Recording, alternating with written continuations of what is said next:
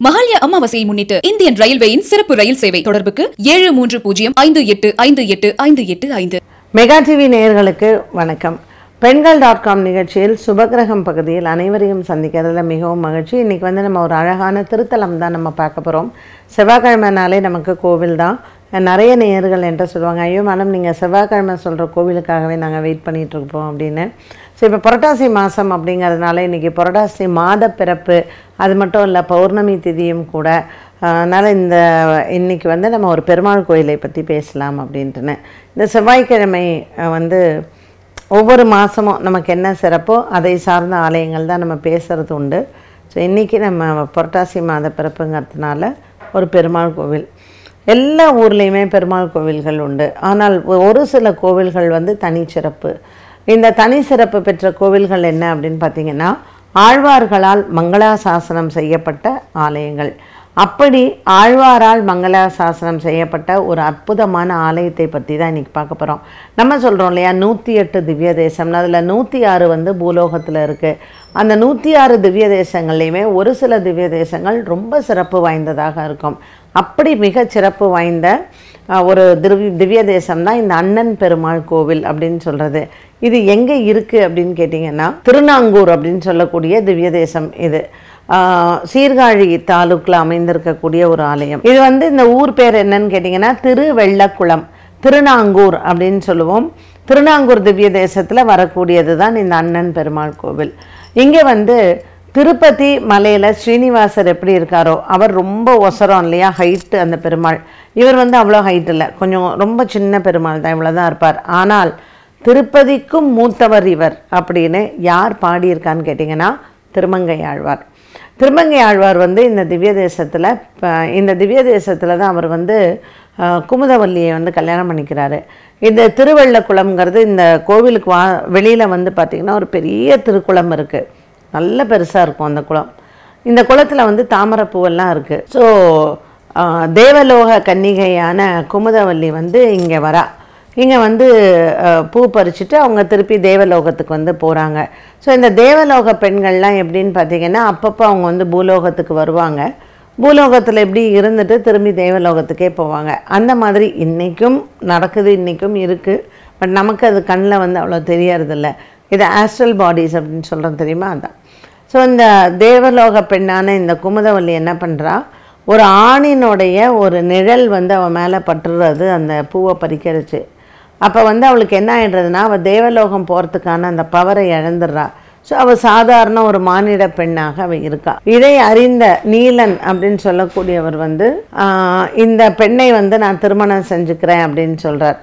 So இவர் பெருமாள் மேலே அப்போ பெருமாள் இவருக்கு பிரத்யட்சமாகி, நீலனுக்கு பிரத்யட்சமாகி அவருக்கு திருமங்கை மன்னன் அப்படிங்கிற பெயரையும் அவர் சூட்டி ஆழ்வார் அப்படிங்கிற ஒரு அந்தஸ்தையும் திருமங்கை மன்னனுக்கு கொடுக்குறார்.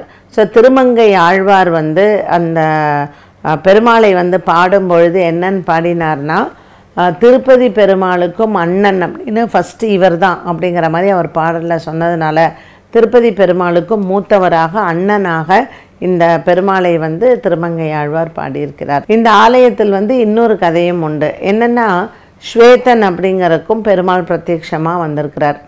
அந்த ஊரில் ஒரு முனிவர் இருந்தார். அந்த முனிவருக்கு ஒரு பையன். அந்த பையன் ஒரு 9 வயதில் இறந்துருவான் அப்படின்னு சொல்லிட்டு அவனுடைய விதி. அப்போ அவர் போய் அவருடைய குருகிட்ட அவர் கேட்குறார், ஐயோ நான் என்ன பரிகாரம் செய்யணும், என் பையனுக்கு ஆயுள் விருத்திக்கு நான் என்ன பரிகாரம் செய்யணும் அப்படிங்கும் பொழுது, இந்த திருவெள்ளக்குளம் அப்படிங்கிற குளத்தில் குளிச்சுட்டு அந்த குளக்கரையில் நரசிம்மருடைய அந்த ஜபத்தை நீ பண்ணணும். நரசிம்மருக்கு பண்ணக்கூடிய அந்த மகாமிருத்யுஞ்சய ஜபத்தை நீ பண்ணுறச்சு அவன் சாவையும் வென்றுவான் அப்படின்னு சொல்கிறார். உடனே அவன் 8000 முறை அந்த ஜபத்தை பண்ண வேண்டும் அப்படின்னு. ஸோ அந்த 8000 முறை அவர் ஜபத்தை பண்ணும் பொழுது அங்கே பெருமாள் அவனுக்கு பிரத்யட்சமாக என்ன வரம் வேண்டும் என்று கேட்க அவனுக்கு ஆயுளை நீடித்து வரத்தை கொடுக்கார். ஸோ அப்படிப்பட்ட ஒரு அழகான திருத்தலம் தான் இது. இங்கே இருக்கக்கூடிய விமானம் பார்த்திங்கன்னா தத்வத் யோக விமானம் அப்படின்னு பேர். இங்கே இருக்கக்கூடிய குளம் திருவெள்ளக்குளம், அந்த குளத்துக்கு பேரே வந்து அதான். இங்கே வந்து இருக்கக்கூடிய ஸ்தல விருட்சம் வந்து பார்த்திங்கன்னா பரசு.